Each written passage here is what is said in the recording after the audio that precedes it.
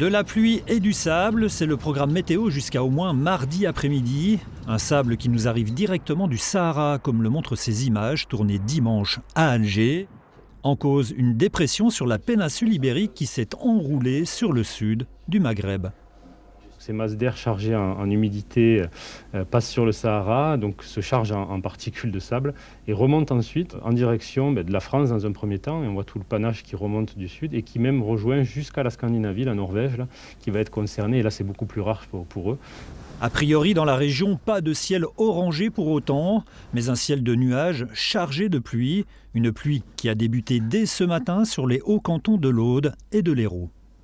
Ce qu'on surveille, nous particulièrement, c'est le secteur au Languedoc, à cheval entre l'Aude, l'Hérault, le Tarn et un petit peu l'Aveyron, où on a des cumuls qui sont assez forts, qui sont attendus pour être assez forts, peut-être au-delà de 150 mm. Donc on surveille ça.